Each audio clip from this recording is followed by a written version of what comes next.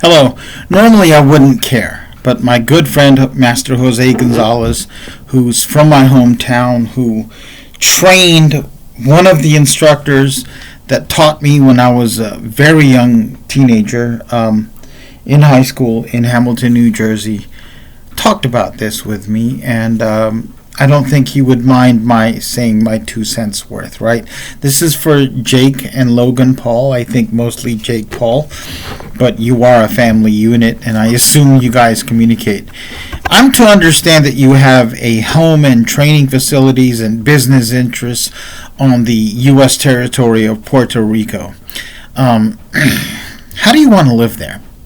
How do you want to live there? Do you want to live as an outsider? Behind gates and fences, trying to separate yourself from the locals, and hey, we're the gringos. You don't live here. We live here. That's your community. This is mine. Or do you want to be part of that community, man? The Puerto Ricans, let me tell you something. I've known a lot of Puerto Ricans in my life, and they're great people. They were in my high school.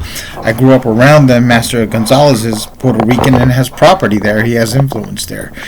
They're American citizens, but they don't get statehood. They don't get the benefits of being a state. I think they have a governor, but they don't have the congressmen and senators. They don't get representation, so there's like some taxation without representation. We started a revolution over that.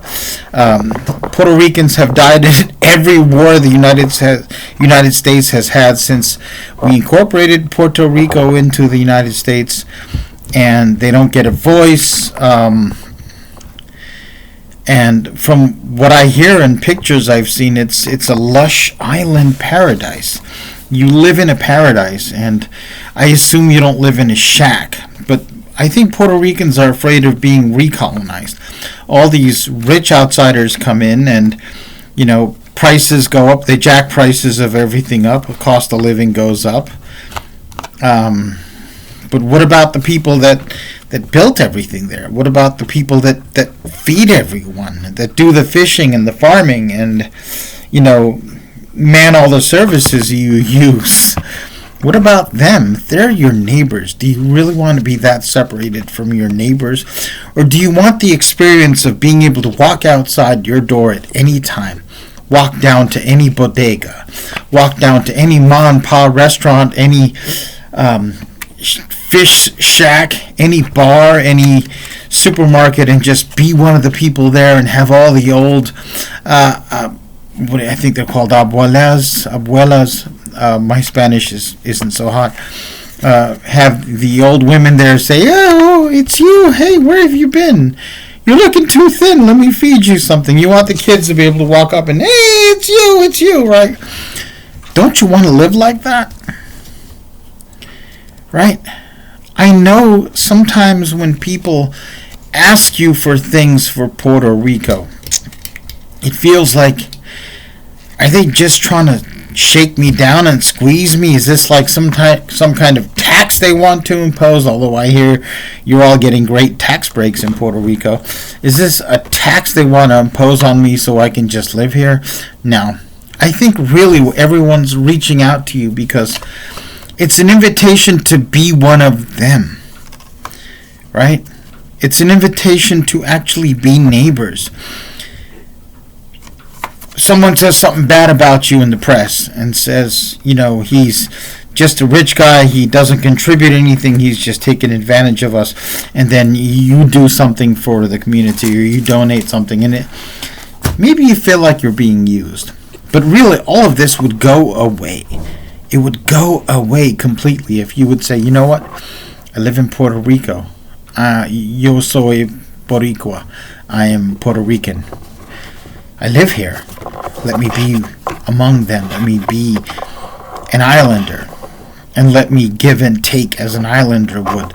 Let me develop these relationships so that I'm assuming you don't have kids, but say you have kids one day, they can just hang out with anybody, play with the kids. You bring your friends and it's not some elite group of snobbish outsiders. It's like, oh, They're the friends of my friend. They're the friends of my good neighbor. Really, I think that's what people want. Maybe they're not saying it. Maybe they wouldn't admit it. But I think that's what's going on. And like it or not, you're one of the wealthiest people on that island. Right? Take a look. Go on the internet and say, what does the average person in Puerto Rico make? What does the average single mother live on? What does the average single man live on?